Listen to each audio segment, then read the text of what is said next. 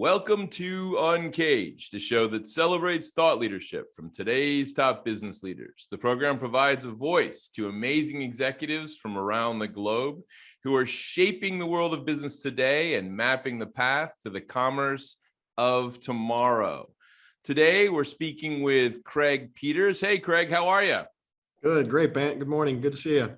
It's great to talk to you, Craig. We're going to be talking about probably one of the hottest topics right now, which is the used car market. But before we get into that, Craig Peters is the Chief Executive Officer of Byrider, which is the nation's leading buy here, pay here used car dealership franchise that integrates vehicle sales, service, and financing to franchisees. It's a great space to be in right now, Craig, and I'm very excited to talk more about Byrider. But before we get there, tell us a little bit about yourself and your career.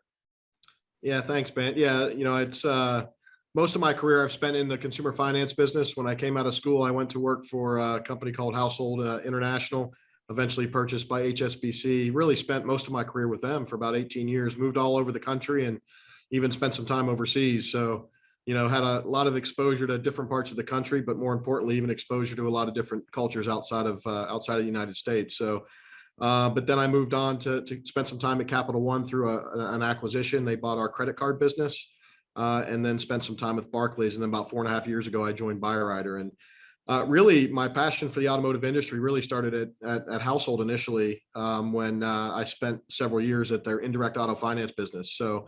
Cool. Really, the exciting thing about Byrider is it's a broader exposure for me in the automotive industry. Obviously we have retail and service in addition to doing the financing piece. So some of those elements are, certainly familiar to me, but some of those elements are also new. So it's been an exciting change. I imagine that you went into the used car space. You knew that you were passionate about cars and you knew it was an important, but my guess is that you probably had no idea that in 2022, you'd be working in the hottest industry in America. Tell me more about what's going on with Byrider right now. Yeah, things have been really strong. I mean, obviously, like many other businesses and industries, we were impacted as well by the pandemic. But if you look back to last year in 2021, the business performed very well. There was really high demand for used cars. Yeah. Obviously, there's been a lot of disruption in the supply chain, and new cars are very difficult to get a hold of today. So the used car industry has done quite well. We've been a beneficiary of that. So demand's been high. The key challenge is really just getting inventory, right? It's, everybody's out there buying used cars on the wholesale market and, dipping into the inventory that we've traditionally put on our lots. And, we've been able to buy cars and, sell them. In fact, we bought just as many as we did in 2019, and our sales last year were actually better than pre-pandemic as well. So we've seen, some nice things from that. It's just the cost of the inventory has just gone up. I mean, you have two things going on: low supply, and clearly a lot of demand for that supply. So it's really driven those prices up. Yeah, and I mean, I think we've all seen that. As I alluded to you before the interview, I've been trying to buy a used car myself. It's just impossible to find cars these days. Tough. It's tough. But tell me a little bit more about how you see that market right now. I mean, it does seem like getting that supply is going to be a big challenge. Are there any kind of other dynamics that we see in play here? Yeah, there's a few. I mean, if you really think about the automotive space, I mean, really the big challenge has been just the chip, the chip manufacturing. That's probably the core issue on the supply chain side. It starts with the new cars. As that supply has really dropped, you've started to see non-traditional people in the I'll say the auction space buying, either wholesale or used cars. So what we found is you've got new car dealers without any new cars. So they're obviously out there. Two things: they're not taking their trades to wholesale anymore, which has kind of impacted the supply out there. And on top of that, they're also buying used cars at auctions to actually have something on their lots to sell. And that just trickles down throughout the whole industry. And another interesting example really is in the rental car space. They've consciously held on to cars longer, because if you go back during the pandemic, they sold off their fleets to generate some cash flow, assuming that there'd be new cars for them to pick up when things settled down. And obviously that new car inventory isn't there. So, what we have now is they're hanging on to cars as high as 80,000 miles. So that's also impacted the supply. So But outside of the inventory, obviously there's still ongoing, challenges with the pandemic. I mean, I think we're through, at least through the height of it that we went through in 2020. But this Omicron variant, I mean, is obviously spreading aggressively. Fortunately, it seems it's less. I'll just say weaker than the other variants, which is at least good. But obviously it's spreading, and that has two impacts as well on us, right? Obviously, a customer impact. We're financing those vehicles for our consumers or our customers. And we have a lot of customers that are just, they have work disruptions, and if they have to quarantine and so forth. So we're working with customers to help them through that. But then on top of that, so Craig, we're even seeing those impacts in the office. Yeah, I mean, I do want to dig in a little bit more on the pandemic in a second, but tell me a little bit more about your operation. You guys are across the US. What kind of customers does Byrider have? Yeah, so we tend to deal more in the, you mentioned buy here, pay here at the beginning. We tend to be in more of the subprime or non-prime segment. Our segment is more needs based from a vehicle standpoint. And as you mentioned, yeah, we are pretty broad. We're across 30 states. We've got about 145 dealerships.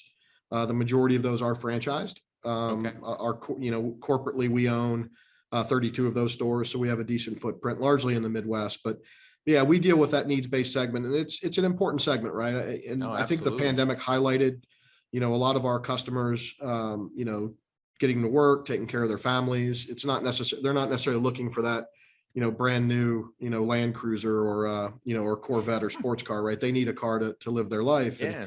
And it's important for us to be there for them. And, we've worked through that through the pandemic to make sure that we can still provide that. And when you go back to the heat of it in 2020, I mean, the challenge there was, public transportation shut down.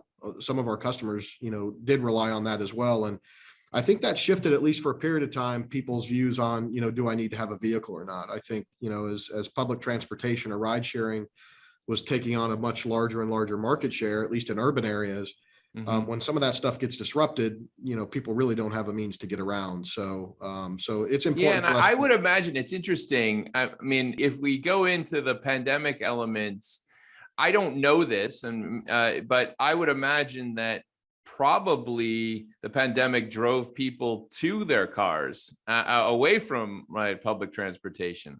Yeah, it did. Yeah, I mean, a lot of cases they weren't available. Getting an Uber or a Lyft or something like that, or even just public transportation, it was shut down for a period of time. And I think people realized that they can't necessarily count on that, at least in the short term. So I think it did kind of shift that you were seeing a pretty good shift to different sources of mobility. And I think it did put that on pause. I mean, I think that will resume at some point, but yeah. I mean, as much as we all love our cars, that we need some of that to work, or we'll end up like that with that road outside of Washington D.C. a couple weeks ago, where they were sitting there for hours and hours, right? Yep, that's right. So tell me more about the pandemic. I mean, it was an interesting time from a leadership standpoint. I can only imagine the conversations you had with your teams and how to make sure that, they were able to work, et cetera. Just be curious to hear more about how you guys tackled that. Yeah, I mean, obviously I haven't been through anything like this, as many haven't, I guess. Most of us probably haven't. So it was, it was certainly, certainly time to reflect on, okay, what kind of an organization have we been, and what do we need to be going forward? The biggest thing for us, and I'm sure this is true for many companies, we were very intently set on, hey, we have to be in the office. We're all here in Indianapolis, or north of Indianapolis is where we're based, and we've always hired locally, and everybody in the office. We had very little remote work, at least in the head office, and that was probably the major shift that we had to go through, which was, I remember driving back I was down in Louisville meeting with family, driving back on a Sunday night, and I think that was the evening that the Ohio governor basically started shutting down businesses. And that trickled over to Indiana at some point. But anyway, I was driving up and I was like, well, we probably need to start getting some machines and getting the infrastructure set up for us to get people working from home. Yeah. Here in Carmel, we have, a lot of our underwriting team was based here, a lot of our collection team to support the portfolio. Having them not have a place to work obviously wasn't going to support it. So we flipped in about 2 weeks. We got all 350 folks here in Carmel basically set up to work remotely. Oh, and, excellent. so it was pretty quick. I think we slightly beat the curve to get the machines in on time because I think if we waited another week or two, I don't think there was much inventory left. But that was the biggest shift. And that was a big cultural shift for us as well, right? I mean, we're used to all being in the office and being, collaborating in that fashion, and moving to online. It had its challenges, but, we've navigated it well. And in fact, we've kept the vast majority of our organization remote at this point. Oh, So wow. until Do you think things that's settle something down, that you're going to maintain, or is that something that you think will evolve back to kind of a different structure? Hopefully, knock on wood somewhere here, Craig, yeah. when this Omicron thing starts to fade. Yeah, I think for certain groups, a lot of our, whether it's call center teams or our underwriting teams, I mean, they weren't sitting in the stores anyway. So I think keeping those teams remote, I think is probably helpful. We've seen very low attrition. It's amazing when you take a 30 to 45 minute, one-way commute out, how important it is to people to spend more time with family. So we've seen very low attrition, and the effectiveness and the efficiency of our associates has been great. So Yeah, we're well, gonna I got to imagine, as I said, I think it's one of the hottest businesses to be in right now. So I yeah. imagine other people are moving into your, probably want jobs with you guys. Yeah. I mean, with that in mind, I mean, looking forward into 2022, what are your thoughts for this year and how this year will pan out for you guys?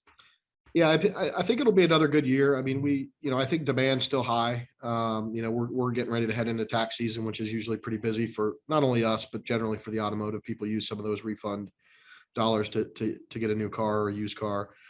So I think demand's going to remain high. I think the supply challenges are going to continue. I think until this new car supply starts to return in a big way, I don't think we're going to see pressure. I'll just say, a more normalized used car market as far as us being able to acquire inventory for lower prices. I think it'll start to head that way later in the year. And that's kind of how we viewed and looked at our plan going forward. But I do think 22 will be a good year for the industry as well. I just, my expectation is throughout this year, we'll start to see the new car inventory start to pick back up again. I think what will be interesting to see actually is going to be what happens when you have, I mean, we could see a scenario here where you have 2021 model years, 2022 model years, and then later in the year, potentially 23 model years, all hitting around the same time. So it'll be interesting to see how the manufacturers and the new car dealers approach that, through incentives or so forth. So are you predicting that there'll be a shift in the kind of supply chain structure for the chip manufacturing? I mean, if anything, this has just exposed a huge supply chain weakness or anomaly, right? That needs to, I would imagine it needs to get addressed somehow. Yeah, I think it's been addressed somewhat. I do think the existing manufacturing plants are starting to get back online. So we're starting to see a lot more reports about that supply starting to get replenished, and hopefully they'll work out, obviously the chips coming from overseas, getting those, not only produced, but then getting them actually shipped here and in use. But I do think during the pandemic, there was a lot of investment going on building out some of that capacity. It just takes a long time for those to get online. So we're starting to reach that point where some of those manufacturing investments are probably going to reach, production here pretty soon. So I think we won't be, completely not reliant on these overseas plants, but at least we'll have some production, I think, in areas where we can rely on a little bit more. Let me ask you a question. It might be a little bit further out for you guys for the used car market, but I'm just curious. I went to look at purchasing a car, and I think the way that the dealerships are starting to play this right now is they're saying, oh, well, we're waiting for the new cars, and the new cars they're kind of talking about are really these electric vehicles that they're kind of trying to highlight. And I'm curious to see how you guys think about electric in the used car market. I imagine it's still too early, but I'm just curious how that's starting to kind of take shape. Yeah, no, it'll definitely filter down. I would say just, we're still, the cars that we typically have are, 5, 6, 7, 8 years old. So it'll take some time to impact us directly, but it is definitely flowing through the used car space. And, for us mainly, I think certainly in a few years from now, we'll definitely start seeing that being a a larger portion of what we go out and buy and stock. So that'll require obviously some upskilling and some training for our technicians. And Yeah. but Well, yeah, but I right now, I imagine the focus, Craig, is just managing the surge as much as possible. Craig, if somebody wanted to learn more about what you guys are up to at Byrider, where should they find you? They can certainly go to our website, byrider.com. We also have a franchising site that they can find out about franchising. Happy to share that information with you, and we can put those up on the podcast for you. Perfect. Yeah. Well, listen, Craig, thank you so much for being on UNCAGED today. We've been speaking with Craig Peters. He's the Chief Executive Officer of Byrider. Byrider is the nation's leading buy here, pay here used car dealership franchise that integrates vehicle sales, service, and financing to franchisees. And I mean, as I've said, it seems to be an industry that you'll read many, many articles about right now. And Craig, I'm really impressed to hear about the Byrider story. Thank you so much for being on UNCAGED today. Yeah, thank you, Ben. Really appreciate it. Take Cheers. care. Yep. Bye.